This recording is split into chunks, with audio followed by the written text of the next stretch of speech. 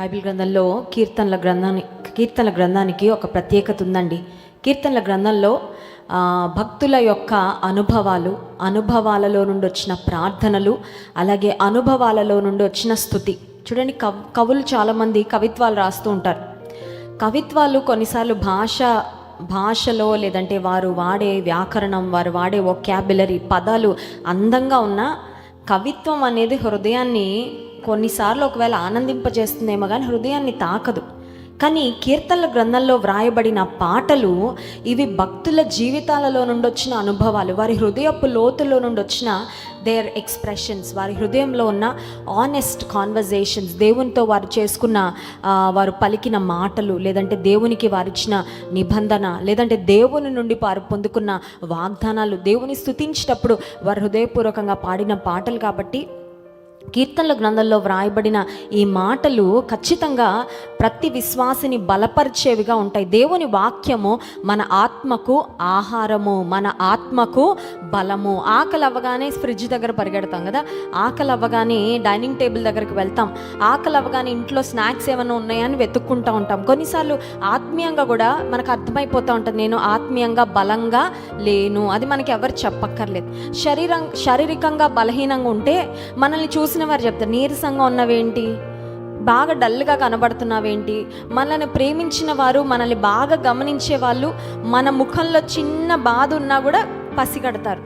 మన దేహంలో ఏదైనా అనారోగ్యం ఉండి కొంచెం నలతగా ఉన్నా మనల్ని ప్రేమించేవారు వెంటనే గమనించి అడుగుతారు, డల్గా కనబడుతున్నావేంటి, ఇస్ ఎవ్రీథింగ్ ఓకే, అంత బాగానే ఉందా, is there anything I can help you, నేను ఏమైనా చేయగలనా, మీకు నేనేమైనా తీసుకురావాలా, నేనేమైనా మీకు సహకరించాలని అడుగుతారు. సో శారీరకంగా మనలో ఉండే బలహీనతలు ఒకవేళ డాక్టర్లో, మందులో, లేదంటే మన ఫ్రూట్సో, వెజిటబుల్సో, ఆహార పదార్థాలో మనల్ని బలపరుస్తాయి. కానీ ఆత్మ సంబంధంగా మనం బలహీనులమైనప్పుడు అది కూడా మనకి తెలుస్తుంది కదండి. We will know it. ఎందుకంటే మన లోపల ఆత్మ సంబంధమైన బలాన్ని మనం కోల్పోయినప్పుడు, ప్రార్థన చేయాలని అనిపించినప్పుడు, ప్రార్థన చేస్తున్నప్పటికీ అసలు దేవుని సన్నిధికి నా ప్రార్థన చేరుతుందా లేదా అని అనుమానం కొన్నిసార్లు వస్తుంటుంది. కొన్నిసార్లు వాక్యం వింటున్న ఒక్క మాట కూడా మనసులోకి వెళ్ళదు. కారణం ఏంటంటే ఏదో డిస్టర్బెన్స్, ఏదో అలజడి, ఏదో మనలో ఉన్న సంఘర్షణ దేవుని నుండి మనల్ని దూరం చేస్తూ ఉంటే అప్పుడు మనం అర్థం చేసుకోవాల్సింది ఏంటంటే, నేను ఆత్మీయంగా బలహీనపడ్డాను. ఇప్పుడు శారీరకంగా బలహీనపడినప్పుడు ఎలా అయితే ఒక డాక్టర్ దగ్గరికి వెళ్ళి మందులు రాయించుకొని ఆ మెడిసిన్స్ తీసుకొచ్చి మనం వాడితే తిరిగి కోల్పోయిన ఆరోగ్యాన్ని పొందుకుంటామో, ఆత్మ సంబంధంగా బలహీనులమైనప్పుడు ఎక్కడికి వెళ్ళాలి ఆహారం కొరకంటే దేవుని వాక్యము, జీవాహారమైన దేవుని మాటల దగ్గరకు వెళ్ళి శ్రద్ధగా దేవుని మాటలు పఠిస్తే ఖాళీగా ఉన్న మన ఆత్మీయ స్థితి అంతా దేవుడు నింపి తిరిగి కోల్పోయిన బలమును, శక్తిని మనకు ఆయన దయచేసేవాడు. హల్లెలూయా. సో ఆత్మ సంబంధంగా మనల్ని బలపరిచే దేవుని వాక్యములో నుండి కీర్తనకారుని అనుభవంలో వ్రాయబడిన ఒక కీర్తన ఈరోజు మనం ధ్యానించుకుందాం. 33వ కీర్తన 16వ వచనం నుండి 19వ వచనం వరకు మార్చి చదువుకుందాం. 33వ కీర్తన 16వ వచనం నుండి 19వ వచనం వరకు. ఏ రాజును సేనా బలము చేత రక్షింపబడడు, ఏ వీరుడును అధిక బలము చేత తప్పించుకొనడు.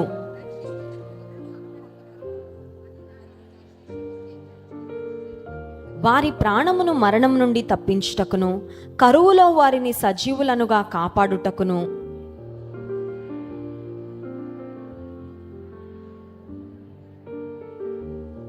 ఇక్కడ మనం చదువుకున్న లేఖన భాగంలో చాలా ప్రాముఖ్యమైన మాటలు వ్రాయబడ్డాయి. ఒక్కొక్క వచనము జాగ్రత్తగా పరిశీలనగా చూద్దాం. 16వ వచనం, ఏ రాజును సేనా బలము చేత రక్షింపబడడు, ఏ వీరుడును అధిక బలము చేత తప్పించుకొనడు. రాజులు లేదంటే అధికారులు యుద్ధాలకు వెళ్తూ ఉన్నప్పుడు వారి యూజువల్ ఎక్స్పెక్టేషన్ ఏంటంటే, బలమైన రాజు అయితే, సామర్థ్యం కలిగిన రాజు అయితే, తన సేనలు చాలా కట్టుదిట్టంగా ఉంటే, ఎక్కువ మంది సైన్యం ఉంటే ఆ రాజు ఖచ్చితంగా జయము పొందుతాడు అనేది మనుషుల యొక్క అంచనా. కానీ దేవుని వాక్యాలు మనం గమనించినట్లయితే పాత నిబంధన గ్రంథంలో కొన్నిసార్లు చాలా బలవంతులైన వాళ్ళు నేలకు ఒరిగిపోయారు. చాలా మంది బలవంతులైన వారు కూడా యుద్ధములో తమ ప్రాణాలను విడిచిన వారిని చాలా మందిని లేఖన భాగంలో మనం చూడగలం. దావీదు జీవితంలో తన కుమారుడైన అబ్షాలోము తండ్రికి వ్యతిరేకంగా తిరగబడి తండ్రి యొక్క సింహాసనాన్ని అపహరించాలని, తండ్రి యొక్క సింహాసనంపై తాను కూర్చుండాలని ఒక దుష్ట ఆలోచనతో అబ్షాలోము తన జీవితంలో తన తండ్రి అయిన దావీదును ఇబ్బంది పెట్టడం ప్రారంభిస్తాడు.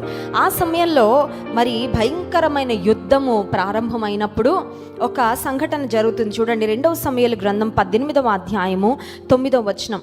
2 సమూయేలు గ్రంథము 18వ అధ్యాయము అబ్షాలోము 9వ వచనం. అబ్షాలోము కంచెర గాడిద మీద ఎక్కిపోవచ్చు దావీదు సేవకులకు ఎదురాయెను.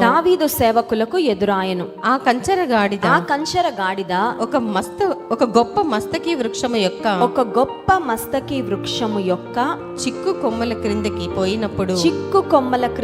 పోయినప్పుడు అతని తల చెట్టుకు తగులుకొనినందున అతడు ఎత్తబడి ఆకాశమునకును భూమికిని మధ్యను వ్రేలాడుచుండగా అతని క్రిందనున్న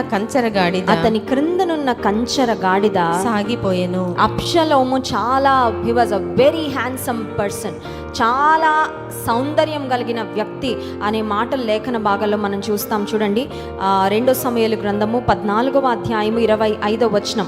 ఇశ్రాయేలీలందరిలో అబ్షాలోమంత సౌందర్యము గలవాడు ఒక్కడును లేడు. అరికాలు మొదలుకొని తల వరకు ఏ లోపమును అతని యందు లేకపోయెను. లోపము లేని సౌందర్యము అబ్షాలోముకు దేవుడు ఇచ్చాడు. అంత అందగాడుగా అబ్షాలోము ఉన్నాడు.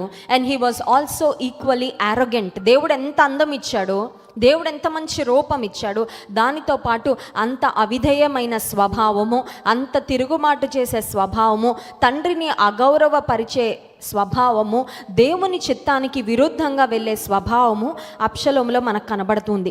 సో ఈ అబ్షాలోము తన తండ్రికి విరోధంగా నడుస్తున్న ఆ సమయంలో కంచెర గాడిద మీద ప్రయాణం చేస్తున్నాడు. ఇంగ్లీష్ బైబిల్లో ఉంది, మ్యూల్ అనే మాట ఉంది. కంచెర గాడిద మీద ప్రయాణం చేస్తూ ఉండగా సడన్గా ఒకానొక స్థలానికి వచ్చేసరికి గొప్ప మస్తకి వృక్షం యొక్క చెట్టు కొమ్మలు, ఆ మస్తకి వృక్షం యొక్క వేర్లు లేదంటే కొమ్మల క్రిందకున్నాయేమో. ఇతని వెంట్రుకలు, ఇతను అనుకునేవాడు నా వెంట్రుకలే నాకు అందం. చూడండి, కొంతమంది పురుషులు కూడా వెంట్రుకలు బాగా పెంచుకొని వాటికి రకరకాల హెయిర్ స్టైల్స్ చేసుకుంటా ఉంటారు కదా. సో అబ్షాలోముకు అందం ఉంది, అబ్షాలోముకు వెంట్రుకలు కూడా చాలా పొడవైన వెంట్రుకలు ఉన్నాయి. ఇప్పుడు అతని వెంట్రుకలు వెళ్ళి మస్తకి వృక్షపు కొమ్మలకు చిక్కుకుంటే ఆ కంచెర గాడిద వెళ్ళిపోయిందంట. ఆ కంచెర గాడిద ఎంతసేపు ఉంటుందంటే ఈ చిక్కుముళ్ళు తీసుకోవడానికి ఇతను ట్రై చేసే లోపే ఆ కంచెర గాడిద యుద్ధంలో ఉందేమో, దానికి త్వరగా వెళ్ళిపోవాలి, తప్పించుకోవాలి, నా యజమానుని కాపాడాలి, నన్ను నేను కాపాడుకోవాలనే హడావిడిలో ఆ కంచెర గాడిద దాని దారది చూసుకొని వెళ్ళిపోతే ఒక విచిత్రమైన పోజ్లో, ఒక విచిత్రమైన పొజిషన్లో ఇప్పుడు అబ్షాలోము యొక్క జీవితం స్టక్ అయిపోయిందండి. ఏంటి ఆ విచిత్రమైన పరిస్థితి అంటే, ఆకాశానికి భూమికి మధ్యలో తల వెంట్రుకలు మస్తకి వృక్షపు కొమ్మలలో చిక్కుకొని ఉంటే అతను వ్రేలాడుతూ, అబ్షాలోము ఎప్పుడు కూడా ఊహించుండడు అటువంటి స్థితి అతనికి వస్తుందని. అబ్షాలోము అనుకున్నాడు, నాకేంటి, నేను యవ్వనస్తుణ్ణి, నాకేంటి, నేను బలవంతుణ్ణి, నా తండ్రి యొక్క సింహాసనం ఎట్లా తీసుకోవాలో నాకు తెలుసు, నేను ఏ ప్రణాళిక వేసినా ఆ ప్రణాళికను ఎలా సక్సీడ్ చేసుకోవాలో, సక్సెస్ఫుల్గా ఇంప్లిమెంట్ చేయాలో నాకు తెలుసు అని దేవునికి విరోధంగా వెళ్తున్న అబ్షాలోము జీవితంలో ఒక భయంకరమైన కార్యం జరిగినప్పుడు, ఇప్పుడు ఆ చెట్టు కొమ్మలకు వ్రేలాడుతూ ఉన్నప్పుడు యోవాబు 14వ వచనం చూడండి, 2 సమూయేలు గ్రంథం 18వ అధ్యాయము 14వ వచనం. యోవాబు నీవు చేయు వరకు నేను కాచుకొని ఉందునా అని చెప్పి 3 బాణములు చేత పట్టుకొని పోయి మస్తకి వృక్షమున వ్రేలాడుచు ఇంకను ప్రాణముతో ఉన్న అబ్షాలోము యొక్క గుండెకు గురిపెట్టి తన ఆయుధములను మోయువారు 10 మంది చుట్టూ చుట్టుకొని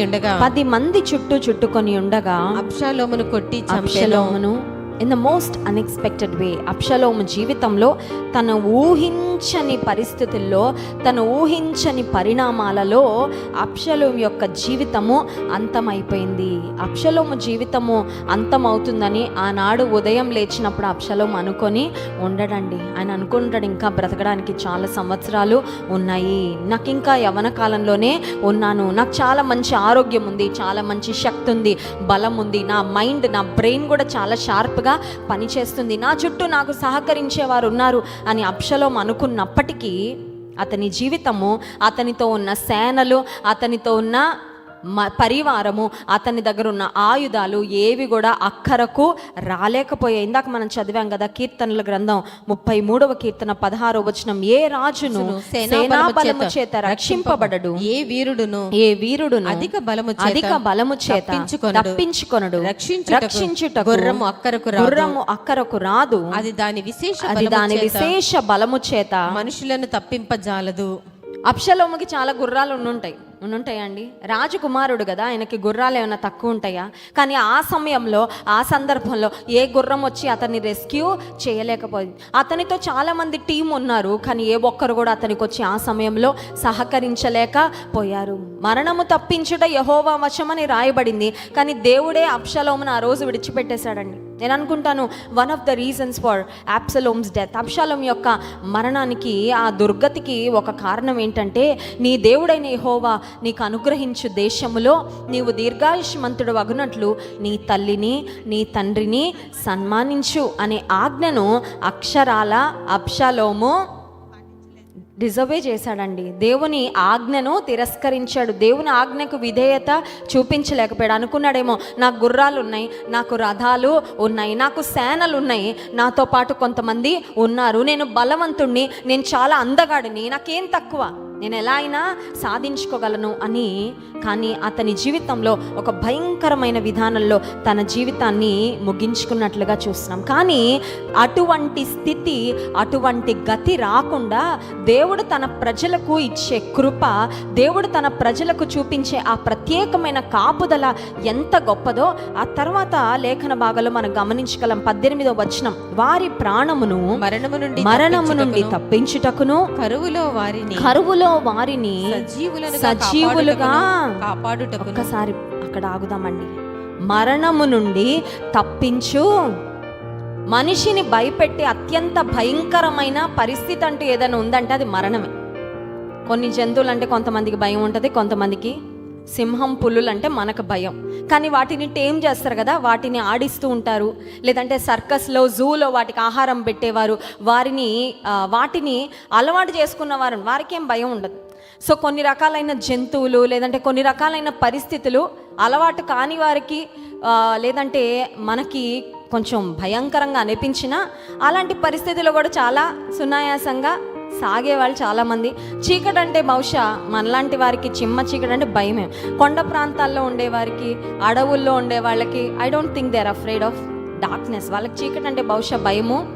బాణాలంటే, యుద్ధాలంటే ఒకవేళ మనకి భయమేమో, కానీ ఆల్రెడీ యుద్ధ రంగంలో నైపుణ్యత కలిగి యుద్ధాలు ఎప్పుడు చేసే వాళ్ళకి పెద్ద భయం. ఆర్మీలో ఉండే వాళ్ళకి యుద్ధాలంటే భయం ఉండదు, ఎందుకంటే వాళ్ళు already they are equipped and they are prepared, దాని కొరకు వారు సిద్ధపడి ఉంటారు. కానీ ప్రతి మనిషి భయపడేదంటూ ఏదైనా ఉందంటే ప్రతి మనిషి ఖచ్చితంగా మరణానికి భయపడతారు.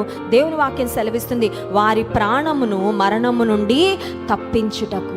రెండవదిగా మనిషి దేనికి భయపడతాడంటే క్షామానికి భయపడతాడండి, కరువుకి. ఎందుకంటే కరువు వచ్చిందంటే ఇంకా తినడానికి ఏమీ ఉండదు. కాబట్టి బైబిల్ గ్రంథంలో రూతు గ్రంథం 1వ అధ్యాయం 1వ వచనంలో మనం చదివినట్లయితే, నయోమి యొక్క కుటుంబము వారు బెత్లెహేము ప్రాంతము నుండి మోయాబు ప్రాంతానికి వెళ్ళడానికి కూడా గల కారణం అది. రూతు గ్రంథం 1వ అధ్యాయం 1వ వచనం, న్యాయాధిపతులు ఏలిన దినములయందు దేశములో కరువు కలుగగా యూదా బెత్లెహేము నుండి ఒక మనుష్యుడు తన భార్యను తన ఇద్దరు కుమారులను వెంటబెట్టుకొని మోయాబు దేశమున కాపురముండుటకు వెళ్ళెను. ఎలీమెలెకు, నయోమి, వారి ఇద్దరు కుమారులైన మహలోను, కిల్యోను, నలుగురు బెత్లెహేములో కరువు వచ్చింది. కరువు లేని చోటికి వెళ్ళిపోదాం. కరువు లేని చోట దేవుడు ఉన్నాడా లేదా? దేవుని ఆరాధించేవారు ఉన్నారా లేదా, దేవుని మందిరాలు ఉన్నాయా లేవా, అవేం అక్కర్లా, ఫుడ్ దొరికితే చాలు. ఎందుకంటే ఫుడ్ ఉంటే బ్రతుకుతాం. చాలాసార్లు మనం కూడా దేవుని ప్రక్కన పెట్టేసి భౌతిక పరమైనవి ఇవి ఉంటే చాలు మా సర్వైవల్కి.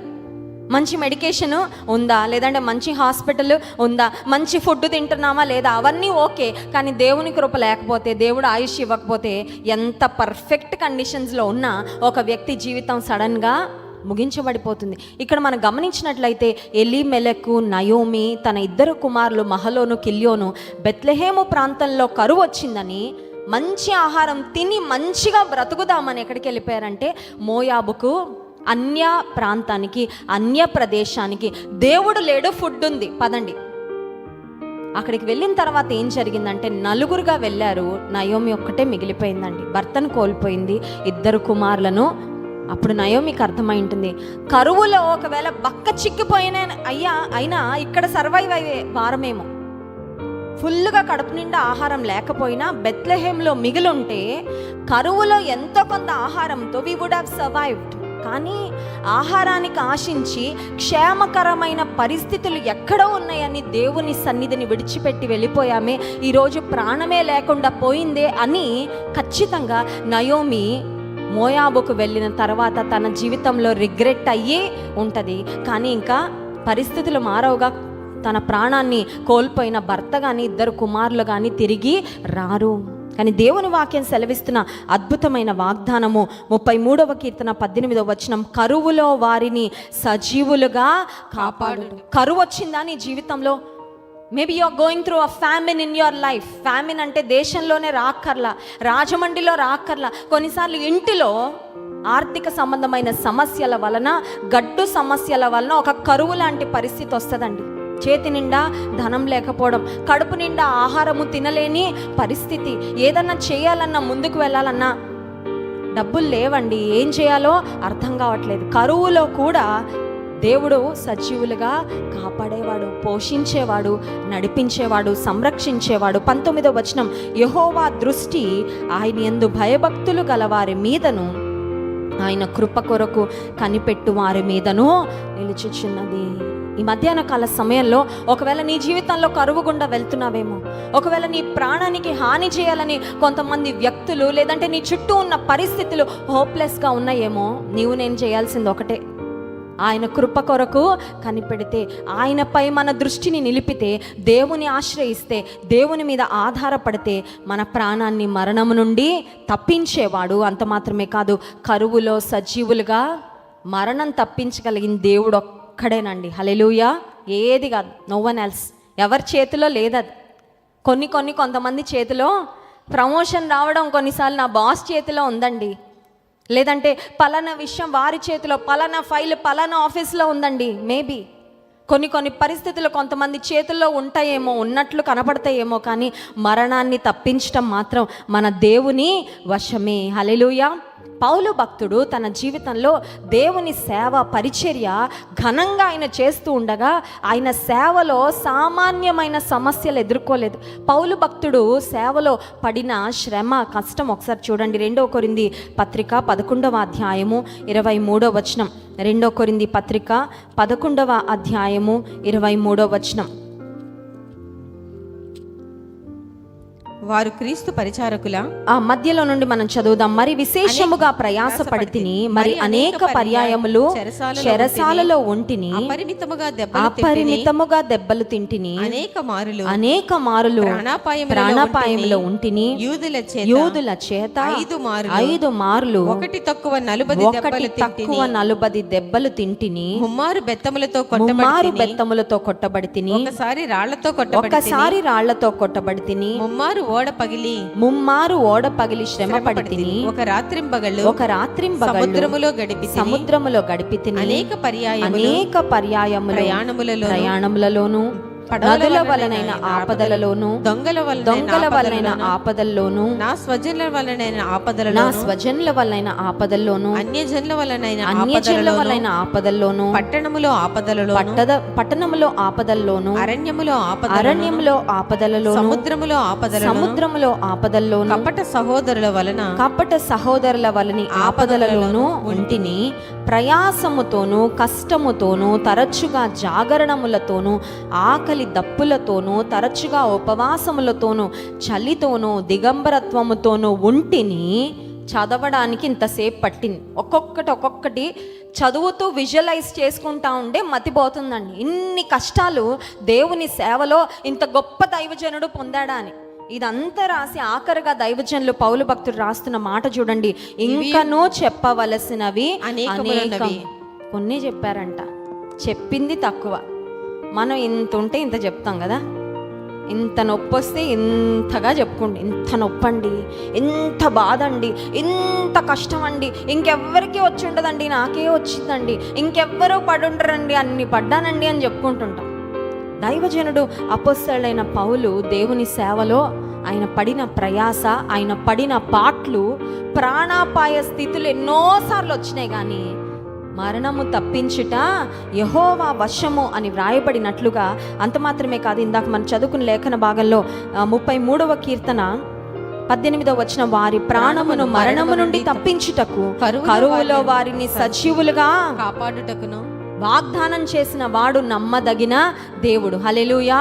కరువులో కాపాడాడు దైవజనుని. ప్రాణాపాయ స్థితిలో దైవజను యొక్క ప్రాణాన్ని దేవుడు సంరక్షించి ఆయన చేత ఎంత సేవ చేయించుకోవాలనుకున్నాడో అదంతా చేయించుకున్నాడు. ఈ జీవితంలో కూడా ఒకవేళ మరణాన్ని గురించిన భయము, వ్యాధులను గురించిన భయము, కొన్ని రకాలైన పరిస్థితులు కొంతమంది జీవితాల్లో చూసినప్పుడు కొంతమందికి సమస్య ఉంటుంది. ఎవరైనా వచ్చి అన్న చెప్పుకోగానే నాకు కూడా అది వచ్చేస్తుందేమో, మా ఇంట్లో కూడా అది ఎప్పుడైనా అయిందండి? Has it ever happen to you? ఎవరైనా ఏదైనా చెప్తే అమ్మో మాకు కూడా అలా జరిగిపోతుందేమో, ఏమో అలాంటి సంఘటన. కానీ దేవుని బిడ్డల జీవితాలలో ఆయన అనుమతి లేకుండా ఏది జరగదు. దేవుడు ఆయన చిత్తంలో మనం ఎంతకాలం జీవించాలని ఆయన ఉద్దేశిస్తారు అంతకాలం కూడా దేవుడు ఆయుష్నిచ్చి ఆయన కొరకు నడిపించుకొనే దేవుడు. హల్లెలూయా. కానీ నా బాధ్యత ఒకటే, అదేంటంటే దేవుడిచ్చిన అమూల్యమైన జీవితాన్ని ఆయన కొరకే ఆఖరు నిమిషం వరకు ఆయన కొరకే లోకం వైపు తిరిగి లోకంలో ఎంజాయ్ చేస్తూ అసలు ఈ జీవితం ఎందుకు ఇచ్చాడు దేవుడు అని మర్చిపోయి ఆయనను విడిచి తిరిగితే ఈ ప్రాణానికి, ఈ జీవితానికి వాల్యూ ఉండదు. కానీ ప్రాణం ఇచ్చిన, జీవితాన్ని ఇచ్చిన దేవుని కొరకు జీవిస్తే నీ జీవితం ఒక అమూల్యమైన జీవితంగా మారుతుంది. నీ జీవితం ద్వారా అనేక మంది ఆశీర్వాదాన్ని, దీవెనను పొందుకుంటారు. ఈ మధ్యాహ్న కాల సమయంలో ఒకవేళ నీ పరిస్థితి కూడా ఇప్పుడు మనం చదువుకున్న లేఖన భాగంలో వలె కరువులో, లేదంటే కష్టంలో, ప్రాణాపాయ స్థితి, లేదంటే ఇబ్బందికరమైన పరిస్థితిలో నీ ఉన్నట్లయితే తన కృప కొరకు కనిపెట్టు వారి మీద ఆయన దృష్టి, గాడ్ ఇస్ లుకింగ్, కృప కావాలయ్యా అని అడిగే వారి మీద ఆయన దృష్టి పెడతాడంటండి. హల్లెలూయా.